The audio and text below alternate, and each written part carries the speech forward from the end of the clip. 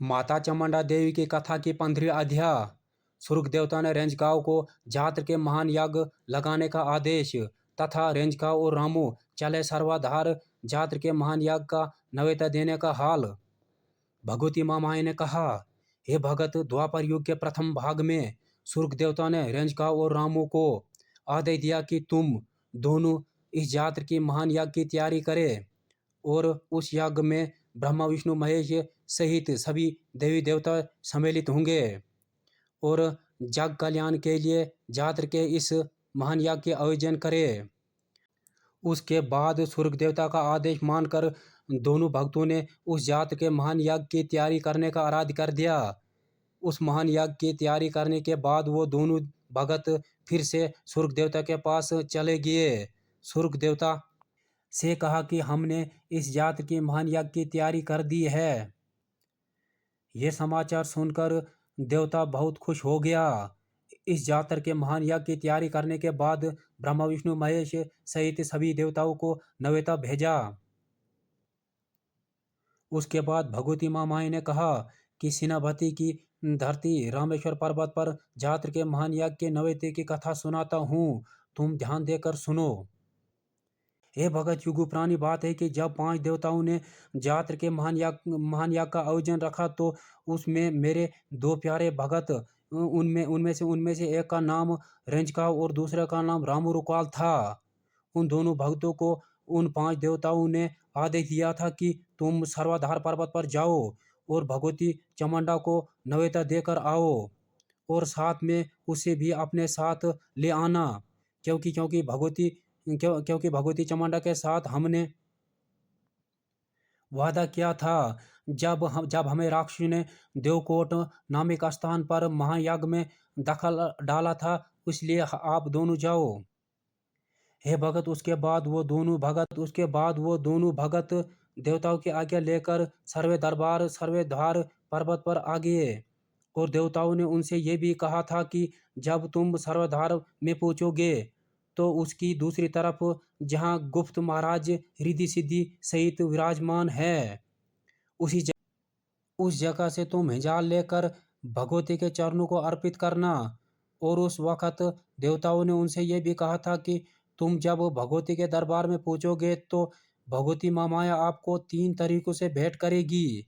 पहला तरीका, अगर प्राल का चकड़ा पैरों के बाएं अंगूठे से फेंकेगी तो उस पर नहीं बैठना, और फिर आपको बाएं हाथ से लकड़ी का आसन देगी तो उस पर भी नहीं बैठना, और फिर आपको उड़न खटोला दाएं हाथ से देगी तो उस पर बैठ जाना।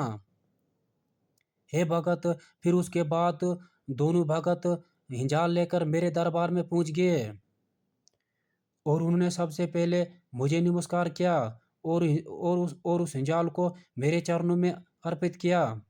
उसके बाद फिर उन दोनों भक्तों को मैंने प्राल का चकड़ा पैरों के बाएं अंगूठे से दिया तो फिर वो दोनों भगत उस चक्रे पर नहीं बैठे। उसके बाद फिर मैंने लकड़ी का आसन अपने हाथों से दिया और वो भगत फिर उस आसन पर नहीं बैठे।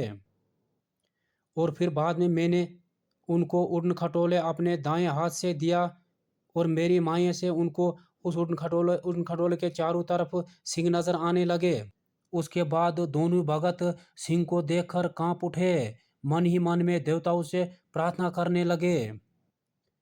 उस वक्त देवताओं ने भी उनकी प्रार्थना को नहीं सुना। आखिरकार मजबूर होकर वो दोनों भगत उस उड़न खटोले पर बैठ गए।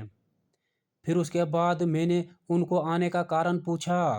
फिर उन्होंने मुझसे जात्र के महान यज्ञ का हाल के सुनाया। फिर मैं उनके साथ चलने को तैयार होगी।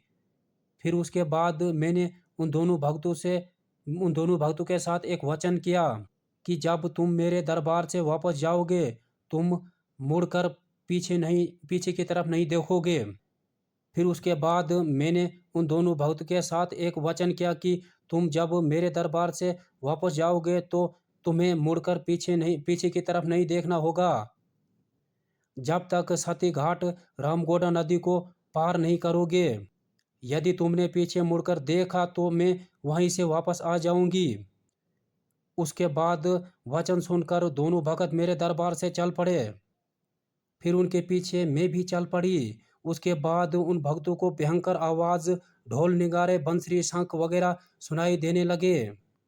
उनको उस वक्त ऐसा महसूस हुआ कि आंधी, तूफान, पेड़ पौधे वगैरह गिर रहे हैं। चलते चलते देवकोट नामक स्थान पर पहुंचा तो उन दोनों भक्तों में से एक भगत डर के मारे मुड़कर पीछे देख लिया। उस भगत का नाम रामू रुकाल था। और दूसरा भगत चलता रहा, आखिरकार सती घाट पर पहुंच गया। उस भगत ने रामकोटा नदी को भयंकर तूफानी रूप में देखा तो उस भगत ने डर के मारे मुड़कर पीछे देख लिया। और देखने के बाद उसको कोई तूफान नहीं नजर आया। फिर वो भगत बहुत परेशान हो गया और वहां बैठकर जोर जोर से रोने लगा। उसका रोना देखकर मुझे बहुत तरस आया। फिर उस भगत से मैंने कहा कि हे भगत, युग युग से तुम मेरे भगत हो। मैंने कहा कि हे भगत, तुम युग युग से मेरे भगत हो। फिर मैंने उससे कहा कि मैं आपके साथ अब नहीं आ सकती हूँ, क्योंकि आपने मेरा वचन तोड़ दिया है। इसलिए हे भगत, आपके साथ धूपा नागनी को भेजूंगी और इस देवी को आप सेनापति नामक स्थान पर स्थापना करना। उसके बाद मैंने उस भगत से ये भी कहा था कि जब भी जात्र के महान याग का आयोजन होता करेगा, तब मैं गरुड़ पे सवार होकर दिन के ठीक 12 बजे जात्र के महान याग में आया करूंगी। और उसके बाद जात्र के महान याग का सबसे पहला भोग आपको मुझे देना पड़ेगा, क्योंकि देवताओं ने मुझसे वादा किया था।